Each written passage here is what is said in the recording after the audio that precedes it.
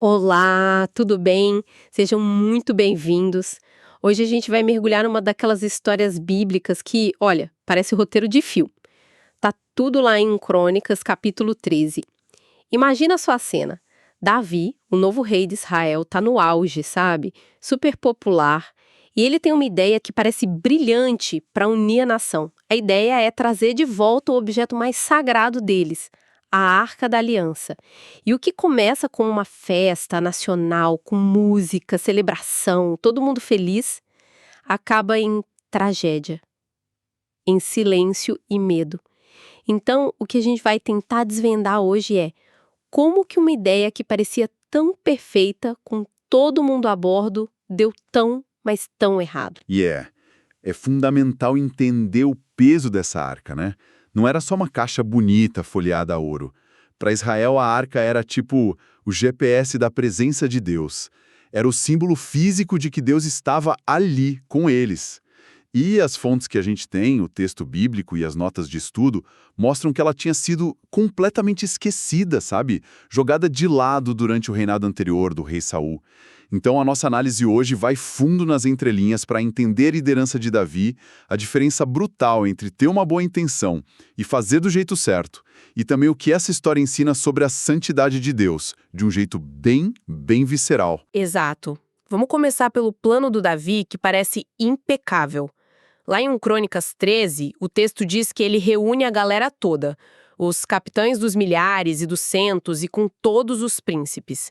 Quer dizer, ele não decide sozinho, ele consulta. E a proposta dele é linda, né? Ele diz, basicamente, vamos trazer a arca do nosso Deus de volta para perto, porque na época de Saul, ninguém ligou para ela. É um chamado para colocar Deus no centro de tudo de novo. Quem poderia ser contra isso? Ninguém. E a reação do povo prova isso. O versículo 4 é muito claro. Toda a congregação concordou em fazer assim, porque isso pareceu justo aos olhos de todo o povo. É o sonho de qualquer líder, né? Uma visão nobre, popular, que une todo mundo, aprovado por unanimidade. A gente pensa, pronto, vai dar tudo certo. Só que é exatamente aqui, nesse primeiríssimo passo, que as notas de estudo acendem um alerta vermelho gigante. Peraí, mas isso parece contraintuitivo. Davi era o rei, ele consultou os generais, os governadores, ele uniu o povo. Todo mundo concordou. Por que isso seria um erro? O que poderia ser mais importante do que ter o apoio de toda a nação para um projeto espiritual como esse? Essa é a pergunta-chave. Ele consultou todo mundo, exceto o único grupo que realmente importava para aquela tarefa específica. A nota de estudo do versículo 1 é muito direta sobre isso. Ele falou com os líderes militares, com os políticos, mas se esqueceu completamente dos levitas. E os levitas não eram um grupo qualquer, entende? Eles eram a tribo que Deus tinha separado com uma única função, cuidar das coisas sagradas, incluindo o transporte da arca. Eles eram os especialistas, os únicos autorizados a lidar com aquilo. Ah, então é um erro de processo, não de intenção. Ele tinha a visão correta, o apoio popular, mas ele pulou o procedimento. É tipo querer construir um prédio e consultar os melhores decoradores e investidores, mas esquecer de falar com o engenheiro estrutural. Exatamente essa analogia. Perfeita. E pode parecer um detalhe burocrático, mas na lógica da história é o erro fundamental. É a primeira rachadura na fundação que vai fazer o prédio todo desabar mais tarde. Davi estava tão focado no o que trazer a arca de volta que se esqueceu do como, do jeito que Deus tinha instruído que isso deveria ser feito. Ele tinha a aprovação do povo, mas sem saber estava agindo sem a aprovação do céu. E com essa falha inicial já no sistema, a festa começa. O texto descreve uma mobilização gigantesca. Gente vindo desde Sior, do Egito, até a entrada de Hamat. É uma comoção nacional. Dá para imaginar a cena, né? Uma festa gigante, música para todo lado, uma energia contagiante. E aí a gente chega na parte prática. Como eles transportam a arca? O versículo 7 diz que eles a colocam num carro novo e que Uzai e Aió, filhos do homem que guardava a arca, estavam guiando esse carro. E a trilha sonora é de pura alegria. O texto fala de Davi e todo Israel se alegrando com toda a sua força. Com cânticos, harpas, alaúdes, tambores, símbolos, trombetas, É uma explosão de adoração. Mas no meio de toda essa festa, o problema está ali, bem no centro da procissão. O método de transporte. O carro novo. De novo, na nossa cabeça, isso soa como algo bom. Um carro 0 quilômetro, uma honra, algo especial para carregar o objeto mais sagrado de todos. Qual é o problema com isso? O problema é de onde eles tiraram essa ideia. E é aqui que a coisa fica realmente interessante. As notas de estudo apontam que usar um carro de bois para transportar a arca não era uma invenção de Davi. Anos antes, os filisteus, que eram os grandes inimigos de Israel, tinham capturado a arca em batalha. Depois de uma série de pragas e problemas, eles decidiram devolvê-la. E adivinha como? Colocaram a arca num carro novo puxado por bois. Não acredito. Peraí, você está me dizendo que eles estavam basicamente copiando o método dos seus inimigos para honrar a Deus. Isso é uma ironia gigantesca. Exatamente isso. Os filisteus, que não conheciam as leis de Deus, fizeram o que parecia lógico para eles. Era a tecnologia da época. Mas Israel deveria saber. As instruções divinas que todo levita conhecia de cor eram muito específicas.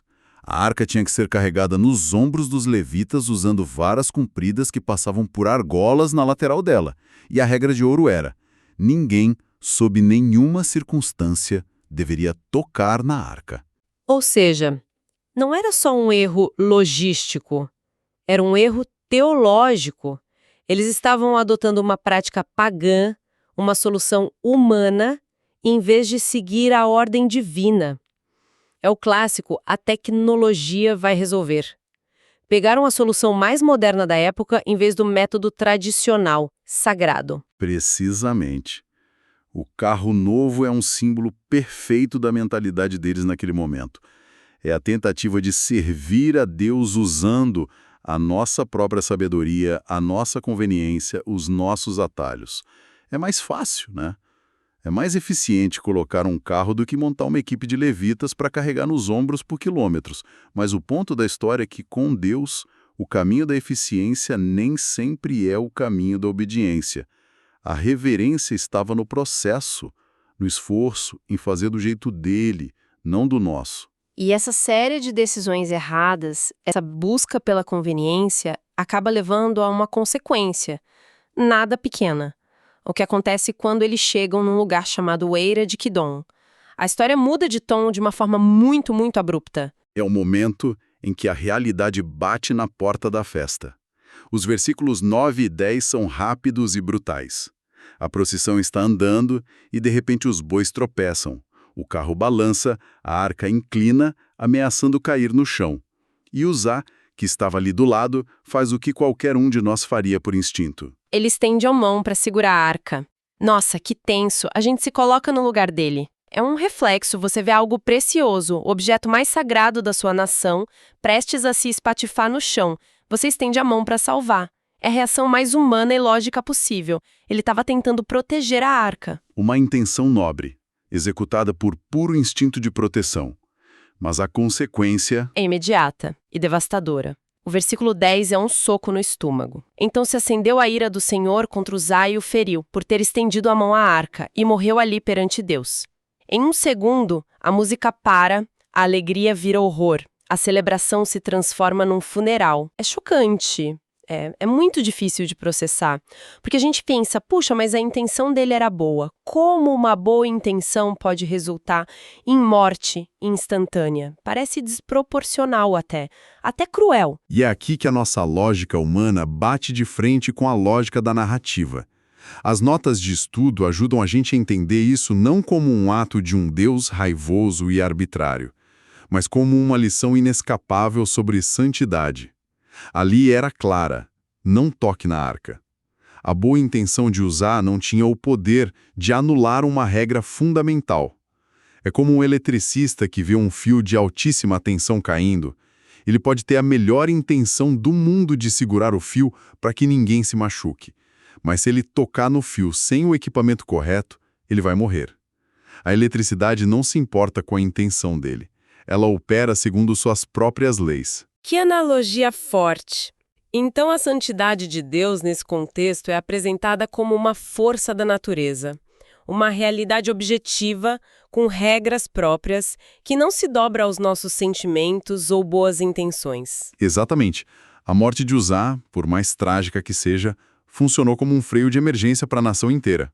Foi uma correção pública, chocante, que ensinou a todos, especialmente a Davi, que a presença de Deus é algo para ser tratado com o máximo respeito, com temor e de acordo com os termos dele, não com a nossa familiaridade casual ou com os nossos instintos, por mais bem intencionados que eles sejam. Isso muda tudo, e a reação do Davi mostra o tamanho do impacto. A alegria dele some no mar. O texto descreve que, primeiro, ele fica cheio de tristeza, talvez até irritado, né? Porque o grande projeto dele foi interrompido de forma tão violenta. Mas logo em seguida esse sentimento vira medo, um medo profundo. Ele passa de rei confiante para alguém apavorado. Sim, ele fica aterrorizado.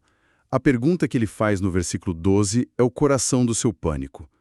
Ele diz: "Como poderei trazer a arca de Deus para junto de mim?" Toda a confiança, todo o entusiasmo, tudo isso evaporou. Ele percebeu que estava lidando com uma dimensão de Deus que ele não conhecia.